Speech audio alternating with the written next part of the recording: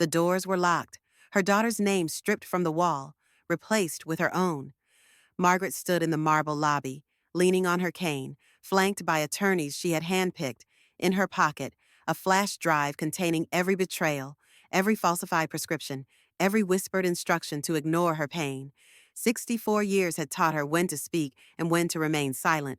3 decades in hospital administration had taught her how to document everything, and being James Sullivan's wife had taught her to build safeguards against the unthinkable. From the balcony above, Victoria watched in disbelief, the perfect composure of her medical empire crumbling around her. She had mistaken her mother's silence for weakness, her patience for surrender. She had forgotten whose name was on the deed. The pain in Margaret's knee throbbed with each heartbeat, a steady reminder of why she was here. This wasn't just about justice or revenge. This was about reclaiming dignity in the face of betrayal. She wasn't the patient anymore. She was the owner, and the reckoning had begun. Margaret Sullivan's eyes remained closed as the fluorescent hospital lights hummed overhead. The sharp, sterile smell of antiseptic filled her nostrils, mixing with the faint scent of citrus hand lotion worn by Sarah, the night nurse she'd grown fond of. 64 years had taught Maggie when to stay silent and when to listen, and right now, listening was revealing more than any conversation could. "Her vitals are stable," Sarah whispered, her voice gentle in the dimly lit recovery room. "She should get her pain medication on schedule." Another voice cut through the quiet, crisp, clipped, and all too familiar. "Don't bother unless it's absolutely necessary." Victoria Sullivan, Tori Maggie's only daughter, spoke with the professional detachment she perfected over 15 years as a neurologist. "She'll just ask for more in an hour. You know how dramatic she gets with pain." Under half-closed lids, Maggie observed her daughter impeccable in her designer blazer, stethoscope draped carefully around her neck, more as a prop than a tool these days. At 38, Tori had built Sullivan Mind Wellness into one of Boston's premier neurological clinics, a success Maggie had helped engineer with her life savings and 30 years of hospital logistics experience. "Dr. Sullivan," Sarah's voice held a note of concern. "The orthopedic surgeon specifically noted her arthritic condition would compound post-operative pain. She's only 6 hours out from a full knee replacement." Tori's sigh was audible. "Trust me, I know my mother. She's always been like this, seeking attention since Dad died. Medicare covers basic pain management. We don't need to exceed protocols." The words stung worse than the throbbing in Maggie's reconstructed knee. She maintained the slow, steady breathing of sleep, a skill perfected during decades of boardroom negotiations where appearing unaffected had been vital. "I'll be back to check on her in an hour," Sarah said, her footsteps retreating toward the door. "Make it 2, Tori replied. "She needs to learn to self-manage. That's what her Medicare counselor recommended." When the door finally clicked shut, Maggie counted to 30 before opening her eyes. The digital clock on the wall read 11:42 p.m. The pain in her knee wasn't just from surgery anymore. It was amplified by the hollow ache of betrayal. 6 months earlier, Tori had sat across from her at Sunday brunch, eyes brimming with tears, explaining how the clinic expansion had run into insurance complications and temporary cash flow issues. "It's just until the new billing cycle clears," Tori had promised. "I need access to your accounts temporarily. Mom, you'll maintain control, of course." Maggie had signed the papers. Of course she had. That's what mothers did when their children looked desperate. Now, the calculated coldness in her daughter's voice revealed a different story. Struggling to move, Maggie reached for the water cup on her bedside table. It sat just beyond her fingertips, deliberately placed out of reach. Her pain medication button was similarly positioned. "Game on," she whispered, voice raspy from the intubation tube they'd removed hours earlier. She pressed the call button instead. When no one came after 5 minutes, she pressed it again. On the third try, Sarah appeared, looking flustered. "I'm so sorry, Mrs. Sullivan. We had an emergency down the hall." Maggie smiled weakly.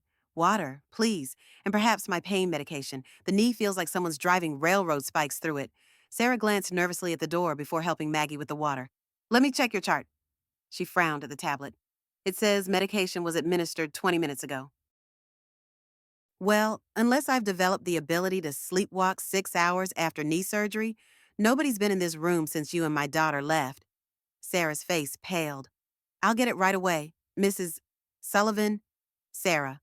Maggie caught the young woman's hand, noting the simple silver bracelet inscribed with Chinese characters. "Do you have family depending on you?" Surprise flickered across the nurse's face. "My mother. She has early-stage Alzheimer's. I'm her primary caregiver. Maggie nodded. Then you understand that sometimes the people who should protect us become the ones we need protection from. Something unspoken passed between them recognition, perhaps of a shared vulnerability. Sarah squeezed Maggie's hand. I'll be right back with your medication. When the door closed, Maggie reached for her phone in the drawer of the bedside table. Her arthritis made texting difficult, but she managed to open her calendar and add an entry. November 12th, 11:45 p.m. Tori instructed staff to withhold pain medication. Nurse Sarah witnessed. It was the first documentation of many to come. 3 weeks later, Maggie sat in the sunroom of Tori's Victorian home in Beacon Hill, where she'd been recovering since hospital discharge. The December sun cast weak patterns through the leaded glass windows, doing little to warm the space. She wore a cardigan over her sweater, soft wool socks on her feet. The walker the physical therapist had prescribed stood nearby, though Tori had suggested she use the wheelchair instead, for safety. Maggie's fingers moved carefully over her iPad. The ancient 2018 model Tori had reluctantly returned to her. For games and puzzles to keep your mind active, her daughter had said, as though speaking to a child. What Tori didn't know was that Maggie had been Mayo Clinic's logistics director for 27 years. She'd implemented their first electronic inventory system in 1995, when Tori was still playing with Barbies. The secured folder on her iPad now contained 3 weeks of journal entries, each dated and time-stamped November 14th, physical therapist visit canceled. Tori claimed I was too tired, not consulted. November 17th, mail redirected to Tori's office. Found Medicare statement in recycling bin showing $42,000 billable services I never received. November 20th, medication changed. New pills make me drowsy. Labels have my name, but doctor listed as T. Sullivan, MD. Self-prescribing November 22nd. Overheard Tori on phone. Mother's portfolio should cover the Sullivan Mind expansion once we liquidate the tech stocks. Footsteps approached, and Maggie quickly switched to a jigsaw puzzle app. Tori entered, followed by her husband, Grant, an investment banker whose perpetually loosened tie and rolled sleeves couldn't disguise the calculating glint in his eyes. "How's the patient today?" Grant's voice boomed with false joviality. "Managing," Maggie replied, offering a smile that didn't reach her eyes, though I'd feel better if I could see my latest financial statements. My Fidelity quarterly report should have arrived last week. Tori and Grant exchanged a glance. "Mom, we've been through this. The financial advisor suggested consolidating your statements to reduce your stress. You got confused last month about your dividends. Remember, Maggie hadn't been confused. She'd questioned why her Pfizer dividends had been redirected to an unfamiliar account. I'd still like to see them," she persisted, noting how Tori's hand tightened around her coffee mug. "You know what? Why don't I bring them by tomorrow?" Grant offered. "We keep everything organized at our office now." "Perfect," Maggie said. "While you're at it, I'd like to see the power of attorney documents again, just to refresh my memory about what I signed." The coffee mug in Tori's hand trembled slightly. "Mom, this isn't necessary. You're making yourself anxious for no reason." "Humor me," Maggie replied, keeping her voice light. "After all, I'm just a confused old lady." "Right." Grant stepped forward, his 6'3" frame suddenly imposing. "Maggie, we're trying to help you. All this suspicion isn't healthy. Dr. Harriman mentioned you might be experiencing some cognitive changes." "Dr. Harriman," Maggie interrupted. "I've never met a Dr. Harriman." "Yes, you have, Mom," Tori said quickly. "The neurologist who evaluated you last month. Remember you complained about the memory tests." Maggie had never taken memory tests, had never met this doctor.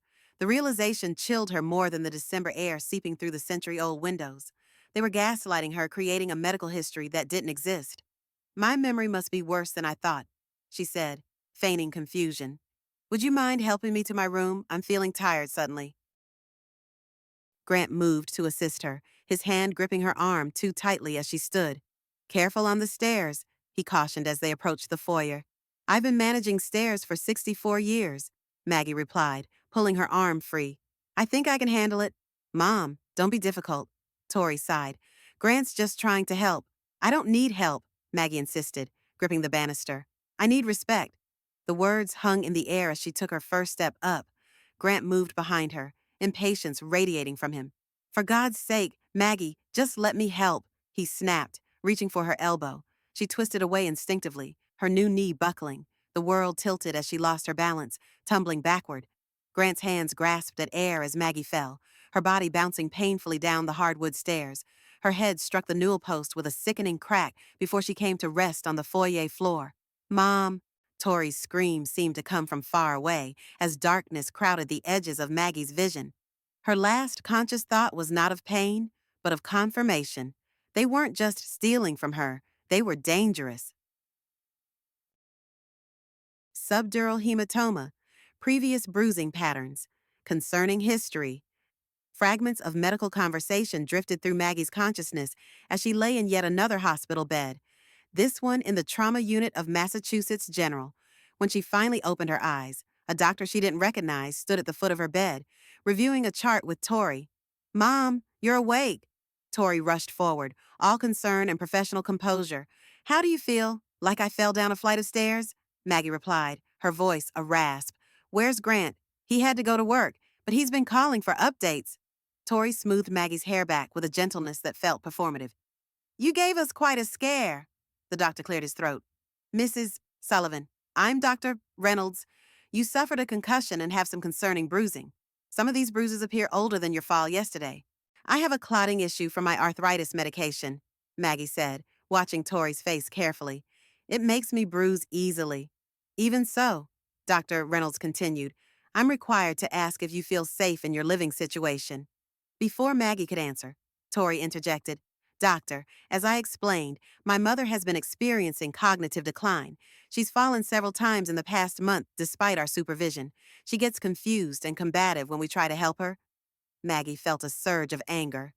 I'm not confused, nor am I deaf, she said clearly. And I've only fallen once yesterday, when Grant grabbed me on the stairs. Tori's expression shifted to practice sympathy. See what I mean? She gets disoriented. The neurologist diagnosed early dementia 3 weeks ago. I've never seen a neurologist, Maggie insisted. Dr. Reynolds looked uncomfortable, glancing between them. I'd like to run some cognitive tests while you're here, Mrs. Sullivan, if that's all right. Absolutely, Maggie agreed. And I'd like the results sent directly to me, not just to my daughter. Mom, that's not necessary. It is necessary, Maggie cut her off. Doctor, could I speak with you privately? Tori's face flushed. I'm her healthcare proxy. Anything you need to discuss can be said in front of me. Dr. Reynolds hesitated. Actually, Mrs. Sullivan has the right to private consultation unless she's been declared legally incompetent, which I have not been, Maggie added firmly. Tori's professional demeanor cracked slightly. Fine, I'll get coffee. She stalked from the room, the door closing with more force than necessary. Once alone, Maggie spoke quickly. Doctor, I need you to listen carefully. I believe my daughter and son-in-law are attempting to gain control of my assets by falsifying medical records. I've never been diagnosed with dementia. I've never seen the neurologist she claims evaluated me. Doctor. Reynolds' expression remained neutral, but he pulled a chair closer to her bed. That's a serious allegation. Mrs. Sullivan, I'm aware. I worked as logistics director at Mayo Clinic for nearly 3 decades. I understand medical ethics and elder abuse protocols. Maggie winced as she shifted position. I need 3 things: a full cognitive evaluation with an independent specialist, copies of all my medical records for the past 6 months, and a social worker consultation before discharge. The doctor studied her face. You don't seem confused to me. Mrs. Sullivan? I'm not. I'm being methodical. She lowered her voice. And I'd appreciate if my requests didn't appear in my chart where my daughter can access them. Dr. Reynolds nodded slowly. I understand. I'll arrange everything personally. Thank you, Maggie said, relief washing over her. One more thing, there should be an old iPad in my personal effects. I need it. After the doctor left, Maggie lay back against the pillows, mind racing. She needed allies, evidence, and most importantly, a plan. The hospital would provide temporary safety, but she couldn't stay forever. Eventually, she'd have to return to Tori's house or find an alternative. Her thoughts turned to James, her late husband. What would he do in this situation? The answer came immediately. He'd call Robert Blackwell. Robert Blackwell stood out even in the busy hospital cafeteria. At 67, the former JAG Corps attorney carried himself with military precision, his silver hair cropped close, his tweed jacket worn with the confidence of a man who'd faced down generals and judges alike. When he spotted Maggie being wheeled in by a hospital volunteer, his face creased with genuine concern. Maggie Sullivan, he said, rising to help her transfer from the wheelchair to a chair at their table. You look like hell. She laughed despite herself. Always the charmer. Bob. Vietnam taught me that sugarcoating bad situations gets people killed. He studied the bruising visible at her temple. What's really going on? Your message said it was urgent. The volunteer retreated with a promise to return in 30 minutes. Once they were alone, Maggie leaned forward. I need attorney-client privilege for this conversation. Robert's expression sobered immediately. Consider it established. What's happened? For the next 15 minutes, Maggie outlined everything Tori's sudden interest in her finances, the redirected mail, the mysterious Dr. Harriman, the withheld medication, and finally, the fall on the stairs after Grant grabbed her. Robert listened without interruption, his lined face growing harder with each detail. When she finished, he opened his briefcase and removed a yellow legal pad. First things first, he said, writing rapidly. We need to establish your competency beyond any question. The hospital's evaluation is a good start, but we'll arrange for a second opinion with a geriatric specialist I know at Tufts One with no connection to your daughter's practice. Tori has already presented herself as my healthcare proxy, Maggie said. She may block outside consultations. Not if the request comes through me as your legal counsel? Robert continued writing. Next, we need to secure your financial information. What accounts do you know she has access to? Maggie recited what she remembered her Fidelity retirement account, the Bank of America checking account, the Morgan Stanley investment portfolio James had established, and the family trust that held the deed to their summer cottage in Maine. What about the clinic? Robert asked. Sullivan Family Wellness, or whatever she calls it. Sullivan Mind, Maggie corrected. I helped her secure the initial funding and property. I co-signed the business loan, but she manages everything. Robert paused, pen hovering above paper. Co-signed or established? What do you mean? James mentioned something to me before he passed, said he'd set up some kind of holding company for the clinic property. Bridgewater Holdings, I think he called it. Maggie frowned. I don't recall that name. James was careful, Robert said, tapping his pen against the pad. After what happened with his brother's business, he never put all his eggs in one basket. Said he'd arranged some kind of insurance policy in case Tori ever got. He hesitated. Financially creative. A memory surfaced James in his home office late one night, organizing papers into a black lockbox. Just making sure everything's protected, he'd said when she asked. Some things are better kept separate. The storage unit, Maggie said suddenly. James maintained a climate-controlled storage unit in Cambridge, said it was for family archives, but I never visited after he died. Tori said she'd cleared it out years ago. Robert's eyes narrowed. Did you ever sign paperwork terminating the rental agreement? No. It might still be active. Hope flickered within her. James always paid 5 years in advance. He died 3 years ago. Then that's our first mission once you're discharged. Robert tore the sheet from his pad and tucked it away.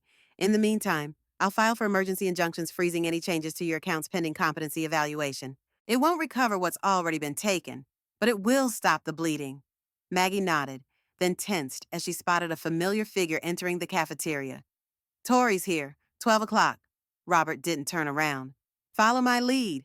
Tori approached their table, her white coat immaculate, her expression a careful mask of concern. Mom, what are you doing down here? You should be resting. Fresh air, Maggie replied mildly. And visiting an old friend? Tori's gaze shifted to Robert, recognition dawning. Mr. Blackwell, it's been years. Victoria, he nodded. Just happened to be visiting another client when your mother texted. Thought I'd say hello to James's widow. How thoughtful. Tori's smile didn't reach her eyes. But Mom really should be back in her room. Her cognitive tests are scheduled for this afternoon. Wonderful. Robert stood, extending his hand to Tori. I'm sure she'll do splendidly. Perhaps I'll stop by tomorrow to hear the results. Tori's handshake was brief. That's not necessary. Mom needs rest, not visitors. On the contrary, Robert replied, his tone pleasant but firm. As the executor of James's estate, I have certain fiduciary responsibilities to Maggie. I'll be checking in regularly. The flicker of uncertainty that crossed Tori's face was almost imperceptible, but Maggie caught it. For the first time in weeks, she felt something beyond fear and betrayal, the stirring of hope. As the volunteer returned with the wheelchair, Robert bent to help Maggie. Remember what James always said, he murmured. The best defense isn't in the open field. She nodded, completing their old friend's favorite saying, it's in the documents nobody thinks to read. The cognitive tests were comprehensive memory recall, spatial reasoning, executive function, language skills. Maggie completed each one with focused precision, aware of Tori observing through the window of the testing room. When the neuropsychologist finally tallied the results, his expression revealed nothing. Well, Tori asked when he emerged, how significant is the impairment? The doctor glanced at his tablet. There is no impairment. Dr. Sullivan, your mother scored in the 90th percentile across all domains. Her cognitive function is exceptional for any age, let alone 64. Tori's composed facade cracked. That can't be right. Dr. Harriman found significant deficits just last month. I'd be interested to review those results, the doctor replied, because what I'm seeing shows no evidence of dementia or cognitive decline whatsoever. Let me see. Tori reached for the tablet, but the doctor stepped back. I'll be discussing the results directly with Mrs. Sullivan first, as per hospital protocol. He nodded politely. Excuse me. Maggie watched her daughter's face transform from controlled physician to thwarted predator and back again in seconds. It was chilling how quickly Tori recovered, smoothing her features into professional concern. There must be some mistake, she said, following the doctor. My mother has been increasingly confused, fabricating stories, accusing family members of stealing from her.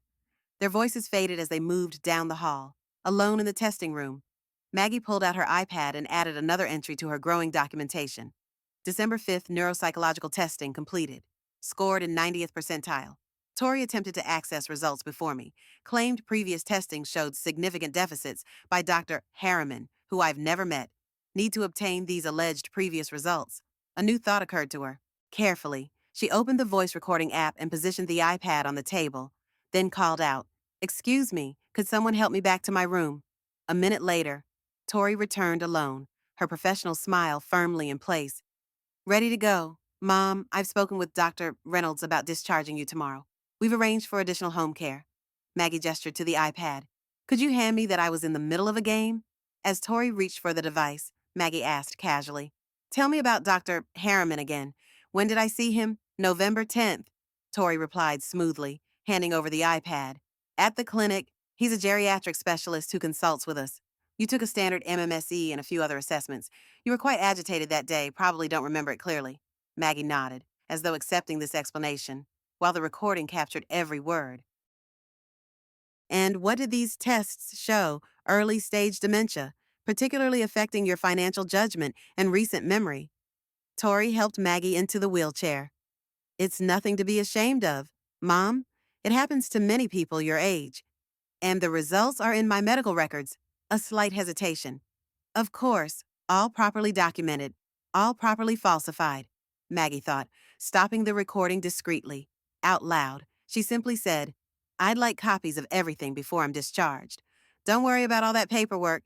Tori patted her shoulder. "I'll handle everything." "I'm sure you will," Maggie thought, "but not for much longer." The discharge process took most of the following day. Robert arrived early, bringing with him a younger attorney named Jennifer Hayes, who he introduced as an elder law specialist. While Tori was occupied with the medical staff, Jennifer conducted what she called a legal wellness check with Maggie. "We're establishing a clear record of your capacity and concerns," Jennifer explained, recording their conversation with Maggie's explicit permission. "This creates a contemporaneous account that will be difficult to dispute later." By noon, Maggie had signed documents appointing Robert as her emergency financial proxy and healthcare agent, effectively revoking any powers Tori might claim. These papers were filed electronically with the county court before Tori returned with the discharge papers. "One more thing," Robert said quietly as they prepared to leave. "I've arranged for a home health aide through an agency I trust. Her name is Maria, and she'll be meeting us at Victoria's house. She's been briefed on the situation." "Tori won't like that," Maggie warned. "Tori doesn't have a choice," Robert replied. "It's either Maria or Adult Protective Services. I've made that very clear to her." The ride to Beacon Hill was tense. Tori drove in silence, her knuckles white on the steering wheel. Twice she checked her rearview mirror, noticing Robert's sedan following at a discreet distance. "Is this really necessary?" she finally asked as they turned onto her street. "Having your lawyer follow us home like we're criminals? I could ask if falsifying neurological assessments was necessary," Maggie replied calmly. "Or redirecting my mail, or changing my medications without consent." Tori's jaw tightened. "You fell down the stairs and hit your head. Mom, you're confused and paranoid. It's part of your condition." My condition of being inconveniently lucid. Maggie shifted in her seat to face her daughter. Tori, I don't know what's happening with the clinic finances that made you desperate enough to try to take control of my assets, but it stops now. You have no idea what you're talking about. Tori snapped, pulling into the driveway with unnecessary force. I'm trying to protect you. From what my own money, Tori threw the car into park, from yourself, from making irrational decisions, from being taken advantage of by people like Robert Blackwell, who's only interested in billable hours. Maggie studied her daughter's face, the genuine distress there, mixed with something darker. Fear, perhaps. What are you afraid of? Victoria. What's really going on? For a moment, something vulnerable flickered in Tori's eyes, a glimpse of the little girl who had once climbed into Maggie's lap after nightmares. Then the professional mask slammed back into place. What's going on is that I'm trying to run a medical practice while babysitting my increasingly difficult mother. She exited the car, circling around to open Maggie's door. Let's get you inside before you catch pneumonia on top of everything else. Maria, the home health aide, was already waiting on the porch, a stout woman in her 50s with practical shoes and a no-nonsense expression. Robert stood beside her, briefcase in hand. Dr. Sullivan, he nodded. Maria will be staying with your mother around the clock for the next 2 weeks, per the discharge instructions. That's completely unnecessary, Tori began, but Robert raised a hand. It's non-negotiable, unless you prefer the court appoint a guardian ad litem. His tone was pleasant but immovable. Maria is a certified nurse's aide with specific training in post-fall recovery and medication management. She'll maintain a log of all care and medications, which will be reviewed by Mrs. Sullivan's new primary physician. New physician, I'm her doctor. Which presents an obvious conflict of interest. Robert replied. Dr. Helen Martinez at Beth Israel will be taking over her care. Tori looked as though she might argue further, but Grant appeared in the doorway, his expression warning her to stand down. We appreciate the help, he said smoothly. Mom's room is all ready for her. As Maggie made her way slowly up the porch steps, leaning on her cane, she felt Tori's gaze burning into her back. The battle lines had been drawn. Phase 1, securing immediate safety, was complete. Phase 2 would be far more challenging, finding out exactly what Tori was hiding and why she was desperate enough to risk everything to keep it concealed. Cambridge Storage Solutions occupied a renovated textile mill near Kendall Square. The building's brick exterior had been maintained for historical authenticity, but the interior was state-of-the-art climate control, biometric security, 24-hour surveillance. Robert guided his Audi into the parking garage with practiced ease. You're sure the unit is still active? He asked, helping Maggie from the passenger seat. No, she admitted, but if James paid 5 years in advance, as he always did, we should have another 2 years on the contract. At the front desk, a young attendant greeted them with rehearsed politeness. Welcome to Cambridge Storage Solutions. How may I assist you today? Maggie stepped forward. I need to access a unit registered to James Sullivan. He passed away 3 years ago. I'm his widow, Margaret Sullivan. The attendant's expression turned apologetic. I'm sorry for your loss, ma'am. We'll need to verify your identity and right of access. Do you have the unit number or contract information? The unit would be under James Sullivan or possibly Bridgewater Holdings, Robert interjected. Mrs. Sullivan is the beneficiary and executor of Mr. Sullivan's estate. 20 minutes and considerable paperwork later, they stood before Unit B147 with a temporary access card. The attendant had confirmed that the rental was indeed paid through December 2026 and was registered to Bridgewater Holdings, LLC, a company listed with James Sullivan as principal and Margaret Sullivan as secondary authorized agent. Your husband was thorough, Robert remarked as Maggie swiped the access card. The reinforced door unlocked with a soft click. Inside, the 10 by 15-foot space was meticulously organized. Plastic storage bins lined the walls, each labeled in James's precise handwriting: tax records 2000-2010, family photos, Margaret's publications, Victoria's school records. In the center stood a small desk with a banker's lamp and a leather office chair, as though James had used the space as a secondary office. He never mentioned working here, Maggie said, moving slowly between the shelves. I assumed it was just for storage. James liked his privacy, Robert replied, examining the labels, especially when it came to financial matters. In the far corner, a small filing cabinet stood apart from the other storage containers. Unlike the plastic bins, it was metal, charcoal gray, with a digital keypad lock. A gold embossed label on the front read simply, Bridgewater Holdings. That looks promising, Robert said, pointing. Maggie approached the cabinet, running her fingers over the keypad. I need a code. Try your anniversary, Robert suggested. She entered 061082 June 10th, 1982. The keypad flashed red. His birthday? Robert offered. The keypad rejected 022I5 with another red flash. Maggie stood back, thinking. What would James use? Something significant but not obvious. Something that connected them. Bridgewater, she murmured. The name means something. Memory stirred a weekend in the Berkshires, early in their marriage. They'd stayed at a small inn in Great Barrington, spent hours on the bridge over the Housatonic River, watching the water flow beneath them. Life keeps moving, James had said, his arm around her shoulders. But bridges stay. That's what we'll be for each other. She entered 071580 July 15, 1980, the date of that weekend. The keypad flashed green. The drawer unlocked with a soft click. Inside were 3 manila folders, neatly labeled 1.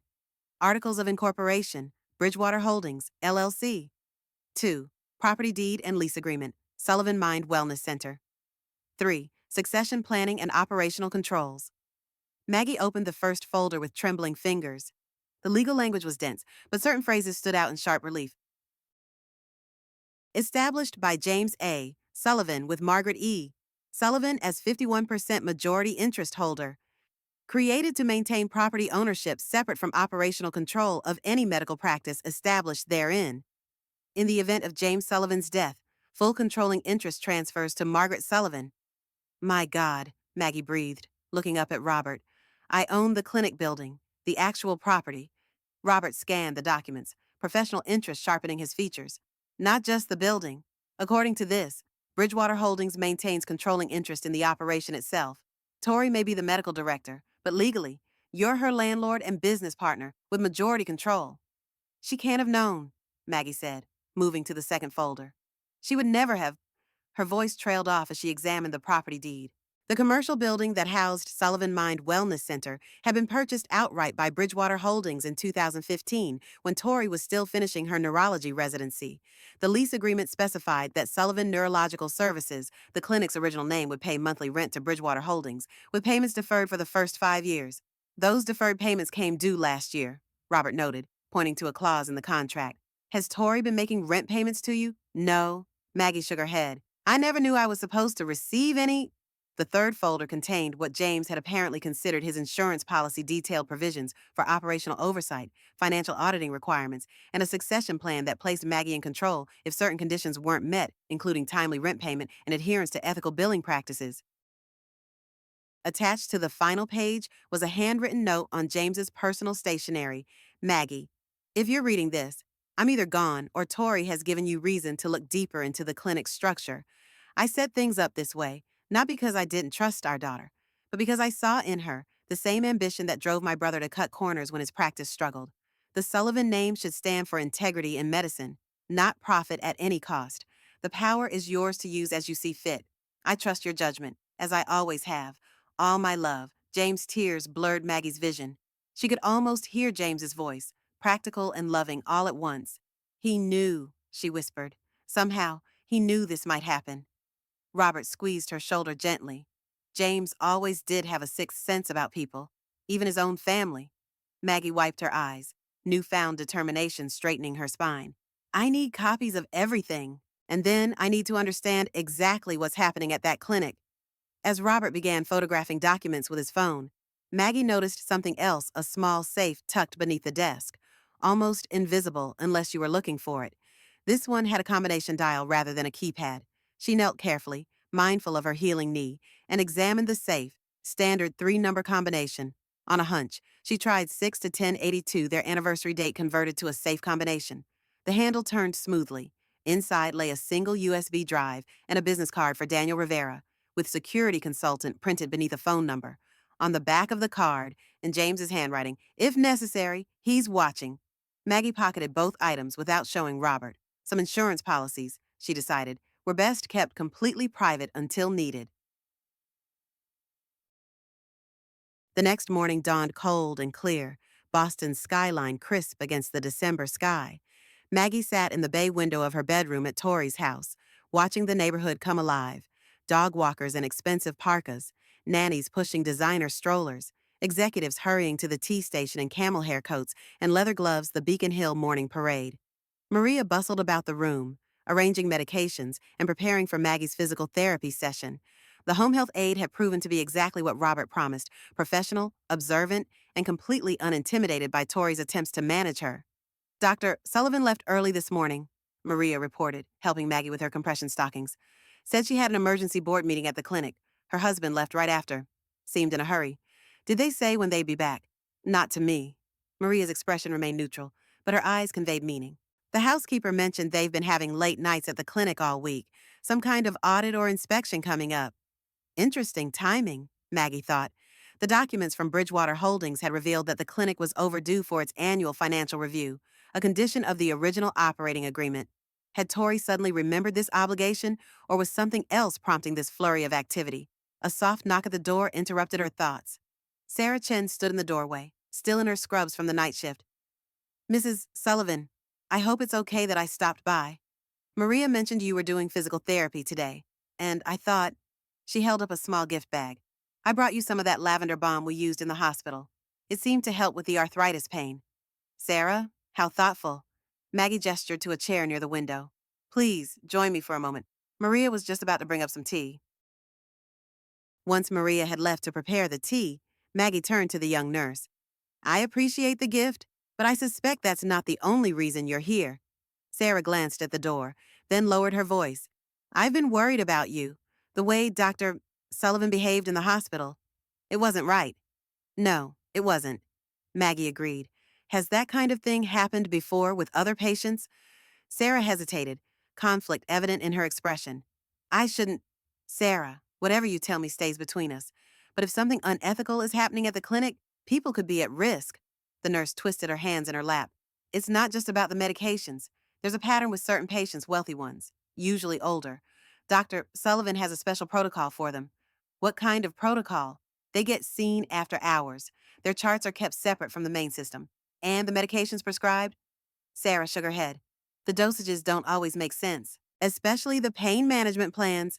A chill ran through Maggie that had nothing to do with the winter morning. Are you talking about opioids? Sarah nodded almost imperceptibly. There's a group of VIP patients who receive what Dr. Sullivan calls comprehensive pain management, but the amounts prescribed, they're excessive.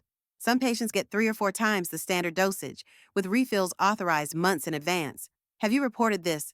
To who, Dr. Sullivan is the medical director. Her husband handles the clinic's compliance paperwork, and last month, when one of the other nurses questioned a prescription, she was fired the next day, alleged HIPAA violation. Maggie absorbed this information, pieces falling into place, the clinic's financial issues, Tori's desperate grab for her mother's assets. The falsified medical records, it all pointed to something far more serious than simple greed. Sarah, would you be willing to document what you've observed? Not officially, just for me, privately. The nurse looked torn. I could lose my job. I need this position. My mother's care isn't cheap. I understand completely, Maggie said, thinking of her own mother's decline years ago. But I may be in a position to protect you, more than you realize. She paused, considering how much to reveal. Let's just say I have a significant interest in ensuring the clinic operates ethically.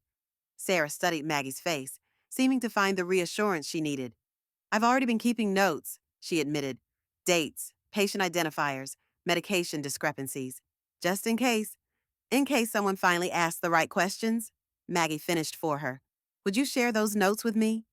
After a moment's hesitation, Sarah reached into her scrubs pocket and withdrew a small flash drive. It's all here, password protected. The password is Nightingale, after Florence Nightingale. Maggie took the drive, surprised by its weight, such a small object containing potentially life-altering information. Thank you for trusting me with this. I'm trusting you because you remind me of my grandmother, Sarah said simply. She always said that doing nothing in the face of wrong is the same as doing wrong yourself. Maria returned with a tea tray, ending their private conversation. As Sarah prepared to leave a few minutes later, she paused at the door. Mrs. Sullivan, be careful. Dr. Sullivan has powerful friends, and she's very good at making problems disappear. The warning lingered in the air long after Sarah had gone. Maggie sipped her tea, watching the street below, where a security guard now sat in a parked car across from the house. Not Tori's usual precaution. Someone was getting nervous. Maggie reached for her phone and dialed Robert's number. When he answered, she spoke without preamble. I need to meet Daniel Rivera. Today, if possible. The security consultant from James's card. I can arrange it, Robert replied, not asking for explanations she wasn't ready to give. But you'll need to get out of the house without Victoria knowing. Maggie glanced at Maria, who was carefully pretending not to listen while arranging pillows. I have my physical therapy appointment at Boston Medical Center this afternoon. 2 hours, supervised by a professional therapist who doesn't report to Tori. Perfect. I'll have Rivera meet you there. Third floor, room 347. It's a private consultation room I use for client meetings. He paused. Maggie, if this is heading where I think it is, we need to move carefully. Medical fraud investigations can get complicated fast. I know, she replied, thinking of Sarah's flash drive, now hidden in her pill organizer's false bottom. But it's not just about the money anymore, Robert. I think patients may be at risk. After ending the call, Maggie turned her attention to the street below. The security guard remained in his car, occasionally speaking into a phone, watching, waiting. The game had changed. What had begun as financial self-defense was evolving into something far more significant. If Sarah's allegations were true, Tori wasn't just stealing from her mother, she was potentially harming patients, violating her oath as a physician. Maggie thought of James's note. The Sullivan name should stand for integrity in medicine, not profit at any cost. She would uphold that standard, even if her own daughter would not.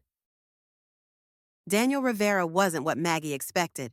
The man waiting in room 347 was shorter than average, with salt and pepper hair cut close to his scalp and wire-rimmed glasses that gave him a scholarly appearance. Only his posture back straight, shoulders squared, eyes constantly assessing hinted at his law enforcement background. Mrs. Sullivan, he said, rising as she entered with her physical therapist, Maria following discreetly behind. I'm Daniel. Your husband spoke highly of you. The therapist helped Maggie to a chair, then excused herself. I'll be back in an hour to check your progress and help you to the car. Once they were alone, except for Maria, who positioned herself by the door as a lookout, Daniel sat across from Maggie. I understand you found James's contingency plan, he said without preamble. You knew about Bridgewater Holdings. He nodded. I helped him set it up. James was concerned about Victoria's aggressive expansion plans for the clinic. He wanted safeguards in place. What exactly do you do for the clinic, Mr. Rivera? Officially, I'm the head of security, a part-time position that allows me to monitor the facility and personnel without raising suspicions. He removed a small notebook from his jacket. Unofficially, I've been documenting irregularities in the clinic's operations for the past 18 months. Maggie leaned forward. What kind of irregularities? Prescription patterns inconsistent with standard medical practice, financial discrepancies, staff turnover that correlates with questioning of Dr. Sullivan's protocols. He met Maggie's eyes directly. And most recently, a pattern of altering medical records for elderly patients to suggest cognitive impairment, where independent evaluation shows none. A chill ran through Maggie. Like what she tried to do with me. Exactly like that. Daniel placed his notebook on the table between them. James suspected Victoria might eventually attempt to access your assets if the clinic faced financial pressures. He never imagined she would go as far as fabricating medical conditions. What kind of financial pressures are we talking about? Daniel hesitated.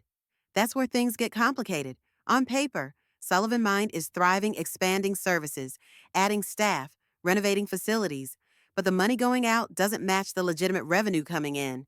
Meaning either the clinic is operating at a significant loss being covered from unknown sources, or there's income that isn't being properly reported. He adjusted his glasses. Based on my observations, I suspect both are true. Maggie thought of Sarah's flash drive, still hidden in her pill organizer. You're suggesting my daughter is involved in insurance fraud and possibly illegal prescribing practices? Daniel nodded gravely. I believe Dr. Sullivan began with good intentions. The early clinic records show standard medical practices and billing. But about 2 years ago, things changed. New VIP patients began receiving after-hours care. Prescription patterns shifted. Large cash payments started moving through the clinic's accounts with minimal documentation. 2 years ago, Maggie mused. That's when Tori divorced her first husband and married Grant. She thought for a moment. Grant's investment firm, Sterling Capital. Could they be using the clinic for something? It's a possibility we've considered. Daniel removed a photograph from his notebook, a surveillance image, showing Grant meeting with 2 men in the clinic's private parking garage. These individuals are known associates of Martin Keegan, the real estate developer. Among other enterprises, Daniel said carefully, Keegan has been investigated multiple times for money laundering through his construction projects. Never enough evidence for charges, but the FBI keeps a close eye on his operations. Maggie sat back, processing this information. You're not just a security consultant, are you, Mr. Rivera? A ghost of a smile crossed his face. I spent 26 years with the Bureau before retiring. Financial crimes was my specialty. James approached me because we served together in Vietnam. He wanted someone he could trust to keep watch over the clinic and over you, if necessary. And now we have enough preliminary evidence to justify a more thorough investigation. But, he cautioned, moving forward means potential legal consequences for Victoria. Once certain machinery is set in motion, I can't control where it stops. Maggie took a deep breath, feeling the weight of the decision before her. This wasn't just about recovering her assets anymore. It was about possible criminal activity, patients at risk, a legacy of medical care corrupted. What do you need from me? She asked finally. Access to the clinic after hours. As majority owner of Bridgewater Holdings, you have the legal right to inspect the property and business records at any time. He leaned forward. We need to document the discrepancies in the prescription records and financial statements firsthand, using your authority as owner. Tori would never allow that. She doesn't have to know it first. We go in after hours, when only the security team is present. They report to me. Daniel checked his watch. Tomorrow night. The clinic closes at 6 p.m. on Fridays. Dr. Sullivan has a charity function at the Four Seasons until at least 10 p.m. How do you know her schedule? I make it my business to know, he replied simply. Are you willing to take this step, Mrs. Sullivan? Once we gather this evidence, there's no turning back. Maggie thought of James, of his dedication to ethical medicine. She thought of the patients potentially being harmed. And she thought of Tori, not the calculating woman who had tried to declare her incompetent, but the little girl who had once wanted to be a doctor, to make people better, like Daddy. I need to think about it, she said finally. This isn't just about me anymore. Daniel nodded, respect evident in his expression. Of course, call this number when you decide. He handed her a business card with a single phone number written on the back. No matter what you choose, I'll continue to monitor the situation. As their meeting concluded, the physical therapist returned to escort Maggie to her next appointment. Before leaving, Maggie turned back to Daniel. Mr. Rivera, one question, why did James really set up Bridgewater Holdings? Was he that concerned about Tori's business practices? Even back then, Daniel considered her question carefully. James believed in planning for worst-case scenarios while hoping for the best. He told me once that he wasn't building safeguards against the daughter he knew he was protecting, against the person she might become under enough pressure. He paused. He also said that if you ever needed to use those safeguards, you'd be facing the hardest decision of your life. As Maggie made her way to the physical therapy department, leaning on her cane, she knew James had been right. The choice before her was impossible: protect her daughter from consequences she clearly deserved, or uphold the integrity of the Sullivan name in medicine, possibly at the cost of her only child's freedom. By the time she returned to Tori's house that evening, Maggie had made her decision. She would go to the clinic tomorrow night. She would see the evidence for herself. And then, only then, would she decide what kind of justice needed to be served. What she couldn't know was that Tori had already set events in motion that would make the decision for her in the most dangerous way possible. The night air held the sharp bite of mid-December as Maggie eased herself into Robert's sedan. Boston's skyline glittered against the darkness, holiday lights adding festive punctuation to the urban landscape. It was 8:30 p.m. Tori and Grant had left for the charity gala 2 hours earlier, resplendent in evening wear and practiced smiles. You're sure about this? Robert asked as they pulled away from the curb, Maria watching from the doorway of Tori's home. The home health aide had become an unexpected ally, creating a plausible cover story about Maggie taking her evening medications and retiring early. I need to see for myself, Maggie replied, clutching her handbag where Sarah's flash drive nestled alongside the USB from James's safe. I owe Tori that much before making any decisions. They drove in silence through Back Bay, the streets busy with holiday shoppers and late diners. When they reached the Longwood medical area, Robert's phone buzzed with a text. Daniel says we're clear, he reported. Security cameras on the executive entrance have been set to loop for the next hour. Sullivan Mind Wellness Center occupied a renovated 3-story brick building that had once housed a pharmaceutical company. Its glass-fronted lobby was dark now, but subtle lighting illuminated the clinic's logo, a stylized brain formed from intertwining lines that spelled out Sullivan when viewed at the right angle. Tori's design, executed at considerable expense. Daniel Rivera waited at the side entrance, his nondescript sedan parked nearby. He wore the uniform of the clinic's security service, the borrowed credentials of his cover identity hanging around his neck. "Mrs. Sullivan," he nodded as she approached. "Mr. Blackwell, we need to move efficiently. The overnight cleaning crew arrives at 10:30. The electronic lock disengaged under his security badge. Inside, emergency lighting cast long shadows through the corridors. The clinic after hours felt different, sterile, and somehow watchful, like a living organism at rest, but still aware. "Dr. Sullivan's office is on the third floor," Daniel explained as they entered the elevator. "Along with the executive suite and secure record storage." "I remember," Maggie said. She had visited during the clinic's grand opening 3 years earlier, the last time Tori had actually wanted her there. The executive floor was plush in a way the patient areas downstairs weren't. Custom artwork on the walls, designer furniture in the waiting area, Italian marble flooring instead of practical vinyl. A significant expense for a medical practice, Maggie noted, one that the building's legitimate owner had never approved. "This way," Daniel directed, leading them to a heavy wooden door marked Victoria Sullivan, MD, Medical Director. The lock yielded to a key from his ring. Tori's office spoke volumes about her priorities. The expansive space featured a custom desk of burled walnut, a seating area with leather club chairs, and floor-to-ceiling windows overlooking the medical campus. Medical diplomas and certifications lined one wall, while another displayed professional photographs of Tori with various celebrities and politicians. "Start with the computer," Daniel instructed Robert, who moved to the desk and produced a small device from his pocket. "What's that?" Maggie asked. "Digital forensic tool," Robert explained, connecting it to Tori's computer. "Creates a mirror image of the hard drive without altering the original data. Admissible in court if necessary." While Robert worked, Daniel guided Maggie to a section of built-in bookcases. "There's a secondary filing system behind these shelves. James told me about it. He helped finance the office renovations." He pressed a recessed panel, and a section of bookcase swung outward, revealing a walk-in storage room. Inside, a series of filing cabinets lined the walls, each labeled with a simple alphanumeric code rather than patient names. "The VIP files," Daniel explained, gesturing to the cabinets, kept separate from the main electronic medical record system. Maggie moved through the room slowly, taking in the scope of what they'd discovered. "How many patients are we talking about?" "Based on my surveillance, approximately 50 high-net-worth individuals, most over 60, many with complex medical histories that would justify pain management." Daniel opened one of the drawers, removing a thick file. "This is where we'll find the prescription patterns Sarah Chen mentioned." As they examined the records, a disturbing picture emerged. Patient after patient had been prescribed escalating doses of opioid medications, oxycodone, fentanyl, hydromorphone, far beyond standard protocols. Each chart contained notes about breakthrough pain or complex regional pain syndrome that justified the unusual dosing, all signed by Tori.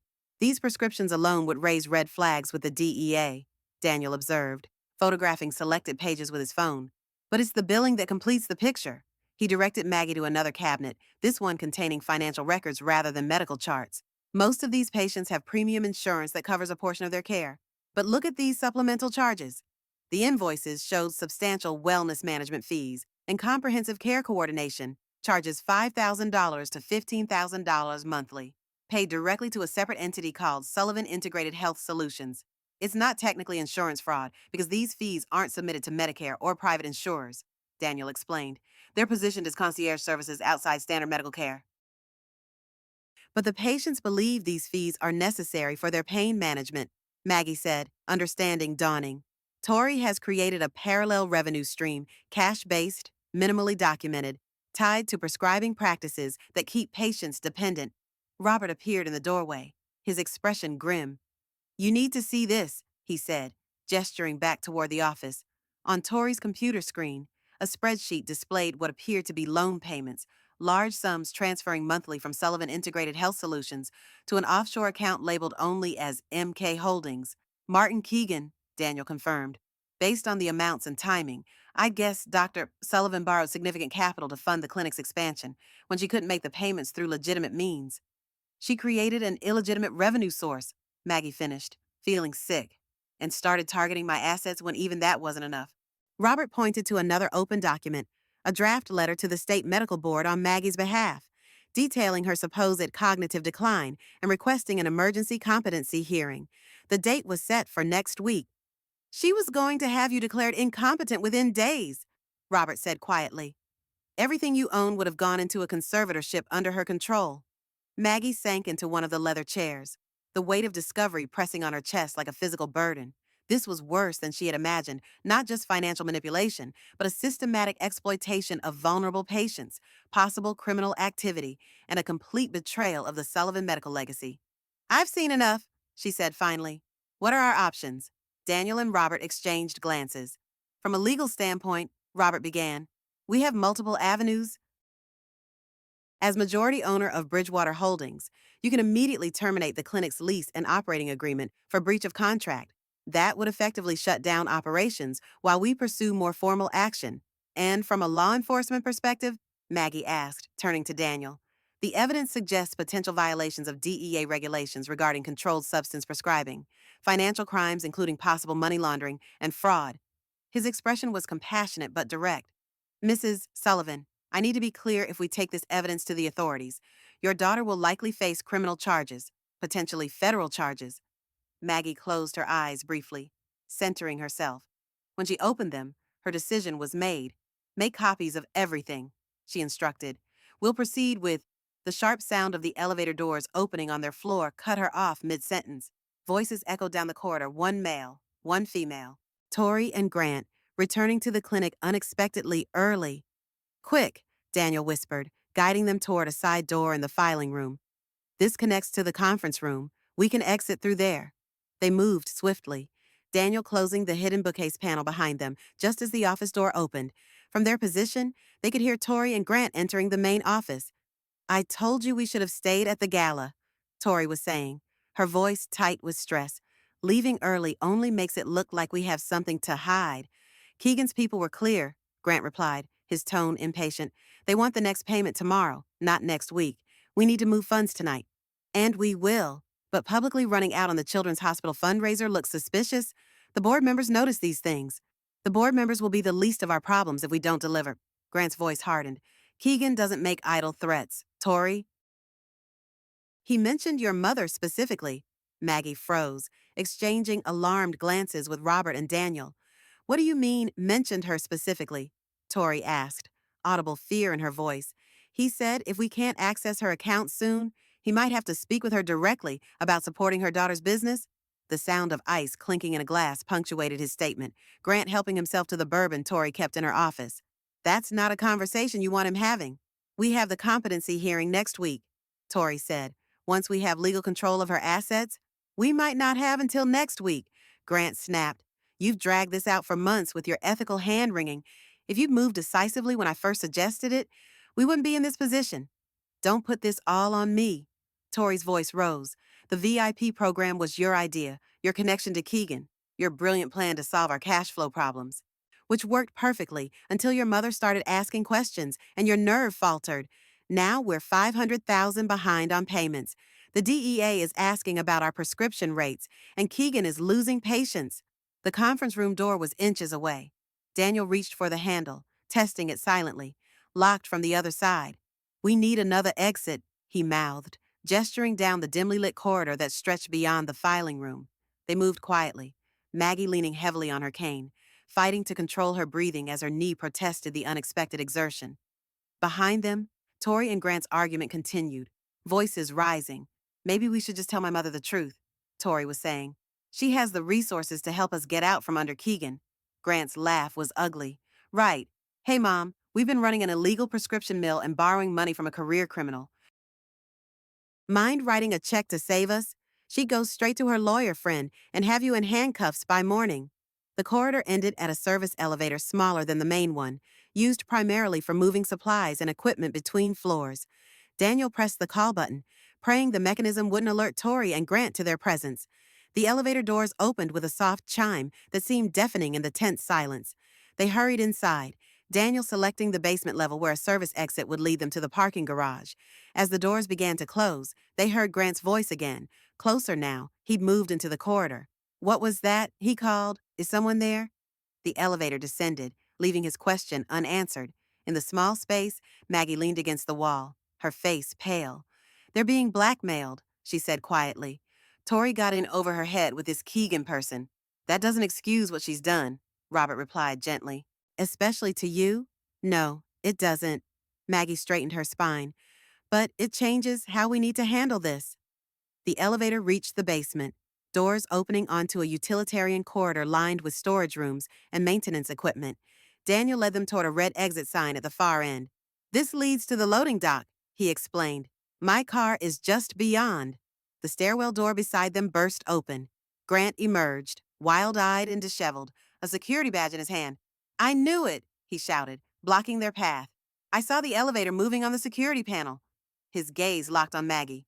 What the hell are you doing here? You're supposed to be at home, medicated and oblivious? Daniel stepped forward, positioning himself between Grant and the others. Mr. Sterling, I suggest you stand aside. Grant's eyes narrowed as he recognized Daniel. The rent-a-cop. What is this, some kind of corporate espionage? His gaze darted between them, understanding dawning. You've been snooping through our files. That's illegal entry. Theft of medical records? Actually, Maggie interrupted, her voice calm despite her racing heart. As the majority owner of Bridgewater Holdings, which owns both this building and controlling interest in the clinic, I have every legal right to inspect the premises and business records. She stepped forward, leaning on her cane. What I don't have the right to do is ignore criminal activity being conducted in my name. Grant's face paled. Bridgewater? What are you talking about? She knows, Grant. Tori's voice came from behind him as she emerged from the stairwell. Unlike her husband's disheveled appearance, she remained composed, though her eyes betrayed her shock. Somehow, she knows about Dad's holding company. You knew, Maggie asked, genuinely surprised. You knew I was the actual owner of the clinic. Tori nodded slowly. Dad told me when we established the business, said it was his way of ensuring the Sullivan medical legacy would always remain in the family, protected from outside influences. Her gaze flicked to Grant. I just never expected the threat would come from within. Grant's expression hardened. Don't you dare try to pin this on me. You were a willing participant every step of the way. He turned back to Maggie and the others. Whatever you think you know, whatever you found, it won't hold up. Patient confidentiality laws don't apply to evidence of criminal activity, Robert interjected, particularly when that evidence is discovered by the property owner during a legitimate inspection. Tori stepped forward, her professional mask cracking to reveal the desperate woman beneath. Mom, please, you don't understand the pressure we've been under. The clinic was failing, insurance reimbursements kept declining, expenses mounting. Grant knew Keegan from his investment work. It started as a simple loan to cover the expansion and turned into a prescription mill targeting vulnerable patients, Maggie finished. While you systematically worked to have me declared incompetent so you could drain my accounts to pay your debts. I was trying to protect you, Tori insisted. Keegan threatened to involve you directly if we couldn't pay.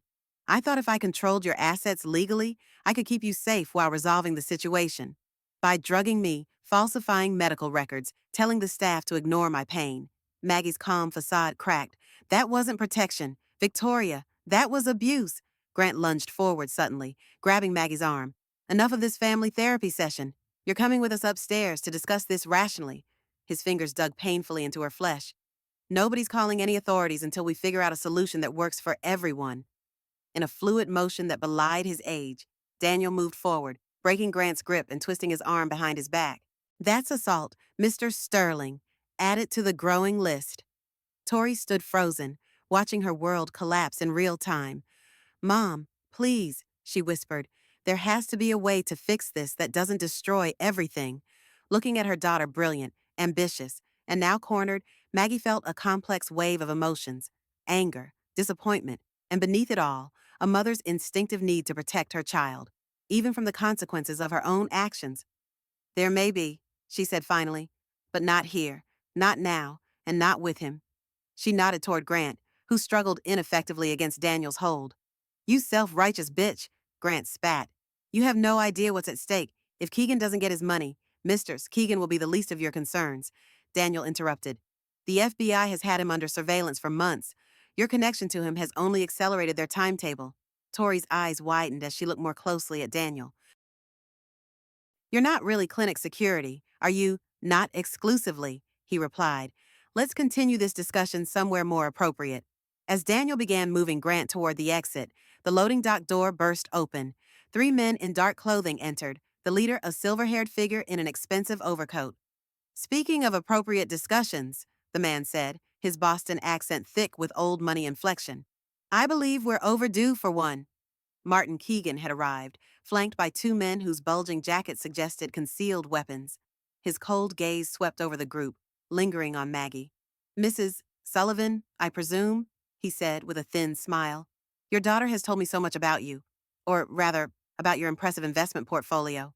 Daniel released Grant, his stance shifting subtly as he assessed the new threat.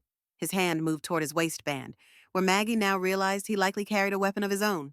Mr. Keegan? She acknowledged, stepping forward despite Robert's restraining hand on her arm. I understand you've been pressuring my daughter and her husband regarding some outstanding debts? Keegan's eyebrows rose slightly. Direct and informed. I appreciate that in a negotiation. He gestured to his companions. Perhaps we could continue this conversation upstairs, more comfortable for a woman in your condition. The condescension in his tone ignited something in Maggie, a fierce, protective anger that burned away her fear. This man had corrupted her daughter, endangered patients, and now threatened her family directly. My condition is perfectly adequate for addressing the situation here and now, she replied evenly. Your arrangement with Victoria and Grant is terminated, effective immediately. Whatever funds they owe you will not be coming from patient exploitation or my personal accounts. Keegan's smile didn't waver, but his eyes hardened. Mrs. Sullivan, I don't think you understand the nature of our agreement. It doesn't simply terminate. Perhaps this will clarify matters, Daniel interjected, reaching into his jacket. Instead of a weapon, he produced a federal identification badge. Daniel Rivera, FBI, Financial Crimes Division. This building is currently under surveillance as part of an ongoing investigation into prescription fraud and money laundering. The atmosphere shifted instantly. Keegan's companions reached for their weapons, but Daniel raised a cautioning hand. I wouldn't, he advised. The building is surrounded. This can end quietly, with some dignity intact, or it can become a very public situation. Your choice, Mr. Keegan. For a tense moment, no one moved. Then Keegan gave a slight nod to his men, who relaxed their postures marginally. It seems I've been misinformed about certain aspects of this arrangement, he said smoothly. A regrettable misunderstanding. Very regrettable, Daniel agreed. One best resolved through proper legal channels. I suggest you and your associates leave now, while that option remains available. Keegan studied Daniel, then Maggie, calculation evident in his gaze. This isn't over, he said quietly, the threat clear despite his measured tone. For tonight, it is, Maggie replied, and how it continues depends largely on decisions made in the next 24 hours. With a final assessing look, Keegan turned and exited through the loading dock, his men following closely. The door closed behind them with an ominous finality. Grant sagged against the wall, panic replacing his earlier bravado. He'll kill us, he muttered. You have no idea what he's capable of. Tori stood apart, her face a mask of conflicting emotions. What happens now? She asked, looking not at Grant or the others, but directly at her mother. Maggie felt the weight of the moment, the culmination of betrayal, discovery, and now this moment of terrible clarity. Her daughter had committed serious crimes, endangered patients, and betrayed her trust in the most fundamental ways. Yet the desperate fear in Tori's eyes spoke to the reality Maggie had sensed she hadn't started this journey intending to become the person standing before them now. Now, Maggie said, her decision crystallizing, we deal with this the Sullivan way, honestly, ethically, and with full accountability. She turned to Daniel. How quickly can you arrange formal protection and immunity discussions with the appropriate authorities? By morning, he replied. But, Mrs. Sullivan, I need to be clear even with cooperation. There will be consequences. The prescription issues alone. I understand. She faced Tori directly. The clinic will be shut down immediately. All patient records will be transferred to appropriate providers. You will surrender your medical license voluntarily and cooperate fully with all investigations. Tori's face crumpled. My license, Mom. That's my entire life's work. Which you compromised the moment you began prescribing medications for profit rather than patient care, Maggie replied, her tone firm but not unkind. This is non-negotiable.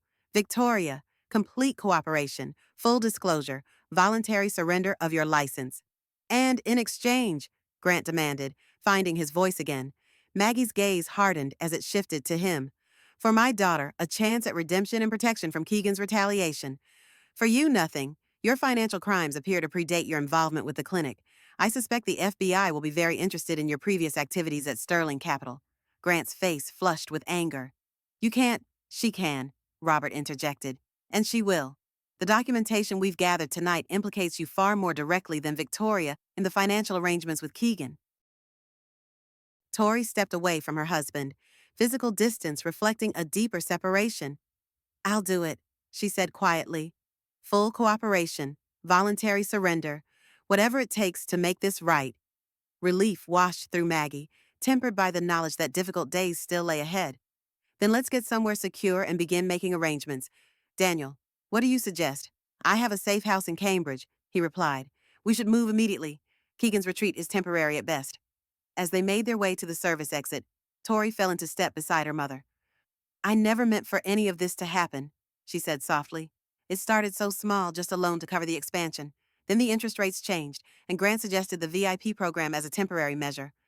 There will be time for explanations later, Maggie replied, her voice gentle but firm. Right now, I need you to understand something crucial. What happens next isn't just about legal consequences. It's about reclaiming the integrity of the Sullivan name in medicine. Your father built that legacy. You've damaged it severely. Now, we both have to work to restore it. Tori nodded, tears spilling down her cheeks. I'm sorry, Mom, for everything, the medications, the lies, trying to control your finances. I know, Maggie said, allowing herself to rest a hand briefly on her daughter's arm. And that's the only reason we're walking this path together instead of on opposite sides of a courtroom. As they emerged into the cold night air, Maggie felt a strange sense of clarity amidst the chaos. The road ahead would be difficult, filled with legal complications, public scrutiny, and the painful process of rebuilding trust. But for the first time in months, she was moving forward with truth as her companion rather than fear. Whatever came next, she would face it standing tall, not as a victim, but as the woman James had always seen in her resilient, principled, and ultimately unbreakable. 3 months later, Maggie stood at the window of her newly purchased condominium overlooking the Charles River. March sunshine glinted off the water, and the first tentative buds had begun appearing on the trees lining the esplanade, signs of renewal after a long, difficult winter. The doorbell chimed, interrupting her reflections. When she opened it, Sarah Chen stood on the threshold, looking professional in a navy pantsuit, her hair pulled back in a neat bun. Mrs. Sullivan, she greeted with a warm smile.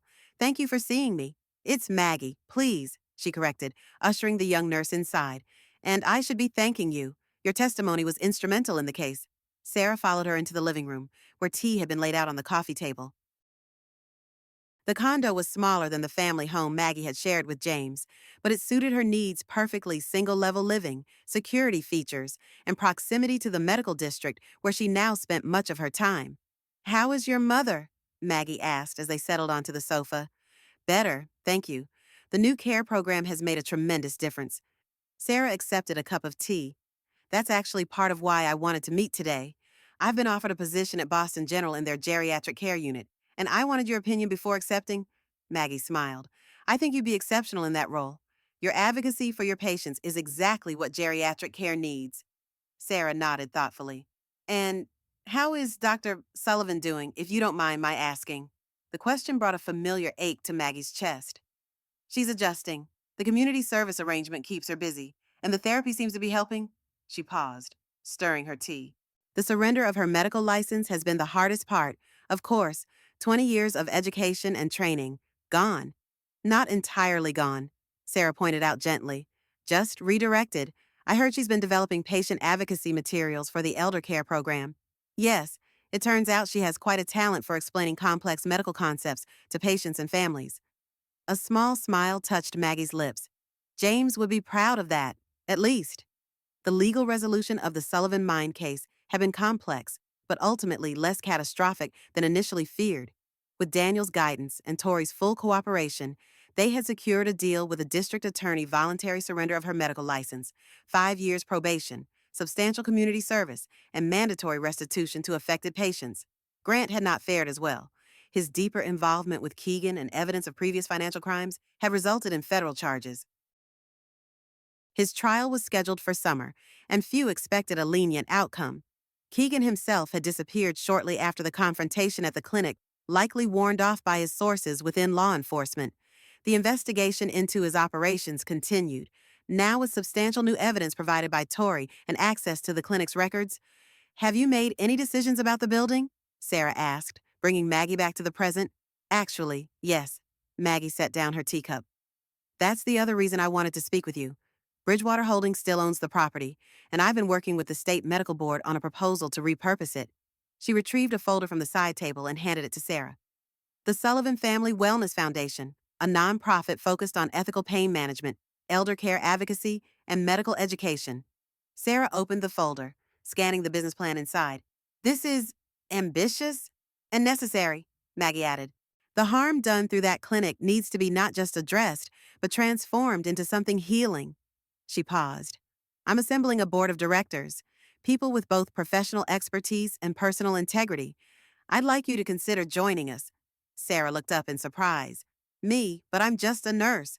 You're a healthcare professional who recognized unethical practices and had the courage to speak up despite the personal risk, Maggie corrected. That's exactly the perspective this foundation needs. As they discussed the details of the proposal, Maggie felt a growing sense of purpose. The foundation wouldn't erase the damage done or instantly restore the Sullivan name in medicine, but it offered a path forward, a way to honor James's legacy while creating something meaningful from the wreckage of betrayal. Later that afternoon, Maggie made the drive to Cambridge, where Tori now lived in a modest apartment near Harvard Square. Their weekly meetings had evolved from tense, stilted conversations to something approaching honest communication, though the weight of the past still hung between them. Tori answered the door in jeans and a simple sweater, so different from the polished, designer-clad neurologist of months before. Without the makeup and professional armor, she looked younger, more vulnerable, and somehow more authentic. Mom, she greeted, stepping aside to let Maggie enter. I wasn't expecting you until dinner time. I finished my foundation meeting early, Maggie explained, noting the papers spread across Tori's dining table. Working on your community service projects. Tori nodded, clearing space for them to sit. The patient education materials for the pain management program. It's challenging, trying to explain alternatives to opioids in terms patients will actually find compelling. May I? Maggie reached for one of the draft brochures. The content was surprisingly clear, compassionate, and informative without being condescending. Tori had always been a gifted communicator, a talent that had served her well as a physician and, unfortunately, as a deceiver. This is excellent work, Maggie said honestly. You've made the science accessible without oversimplifying. Tori accepted the compliment with a small smile. Thank you. It feels useful, different from clinical practice, but still connected to patient care. They settled into conversation about the foundation plans, Tori offering insights about structuring the patient advocacy programs. For a brief time, it almost felt like before mother and daughter collaborating, sharing ideas, building something together. I met with the ethics board yesterday, Tori said eventually, her voice growing more subdued. They reviewed my case and confirmed the license surrender will be permanent, no possibility of reinstatement, even after probation. Maggie reached across the table, covering her daughter's hand with her own. I'm sorry, Victoria. I know how much being a doctor meant to you. The irony is that I started down this path because I wanted to expand the clinic's services, help more patients, offer cutting-edge treatments. Tori shook her head. Somewhere along the way, with Grant's influence and the financial pressures, it all became twisted. The patients became means rather than ends. And now I'm trying to remember why I wanted to be a doctor in the first place. Tori met her mother's gaze directly. It wasn't for the prestige or the money, not originally. It was because of Dad, how he talked about medicine as a sacred trust. The mention of James brought a familiar ache to Maggie's heart. He would have been devastated by what happened at the clinic, she said softly. But I think he would be proud of how you're handling the aftermath, taking responsibility, making amends. Tori's eyes filled with tears. Do you really believe that? That there's a way back from this kind of mistake? I believe there's always a path forward, Maggie replied carefully. Not necessarily back to where you were, but toward a different kind of purpose. She hesitated, then added, the foundation will need someone to direct the patient education programs. Someone who understands medical concepts, but can translate them for lay people. Hope flickered across Tori's face. You'd consider me for that role after everything. It would be supervised work, part of your community service initially. The board would need to approve any permanent position. Maggie kept her tone practical, but her eyes conveyed deeper meaning. But yes, I'm considering it. Redemption isn't just about punishment, Victoria. It's about creating something better from the lessons learned.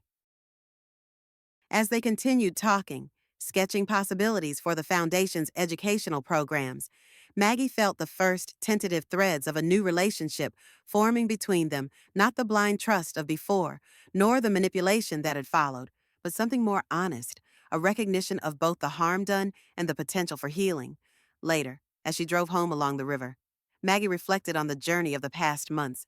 The betrayal had been devastating, the discoveries painful beyond measure, yet from that darkness had emerged an unexpected strength not just in herself, but in the possibilities now unfolding. The Sullivan Family Wellness Foundation would open in the summer, dedicated to ethical patient care and advocacy. Tori would have a chance to use her knowledge for genuine good under appropriate supervision. And Maggie herself had discovered a new purpose in her mid-60s, one that honored James's legacy while creating something uniquely her own. She thought of the plaque that would hang in the foundation's lobby, bearing words James had written in that final note she'd found in the storage unit. The Sullivan name should stand for integrity in medicine, not profit at any cost. Beneath it would be her own addition. Pain is not proof of weakness. Sometimes it's evidence that we're still alive, and that's where healing begins. The betrayal had nearly broken her. The recovery had made her stronger. And now, the renewal promised something she hadn't expected to find again: purpose, meaning, and the quiet dignity of standing firmly in her own truth, not as a victim, but as a founder, not as a patient, but as a guide, not as someone silenced, but as a voice for those who still struggled to be heard. As the setting sun cast long shadows across the Charles, Maggie Sullivan drove toward home, her path forward finally clear and entirely her own. The foundation's lobby gleamed in the morning light, patients and caregivers moving through spaces designed for dignity rather than profit. Margaret Sullivan stood by the window, watching as Sarah guided an elderly man and his daughter through their intake process. Across the room, Victoria arranged educational materials on a display stand, her designer clothes replaced by simple professional attire, her license surrendered, but her knowledge still serving a purpose. 3 seasons had passed since that night in the clinic when truth had finally shattered the carefully constructed lies. The Sullivan name had weathered public scrutiny, legal consequences, and the painful process of rebuilding trust.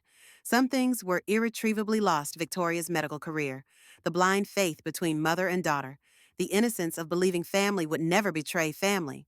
But in their place stood something perhaps more valuable: a relationship built on honesty rather than obligation, a foundation dedicated to protecting the vulnerable, and the quiet strength that comes from facing betrayal without becoming bitter.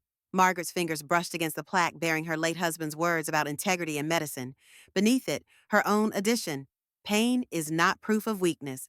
Sometimes it's evidence that we're still alive, and that's where healing begins. The betrayal had nearly broken her. The recovery had made her stronger. And now, she understood what James had always known: that true dignity isn't found in power or position, but in the courage to stand firmly in your own truth, even when those closest to you try to rewrite it.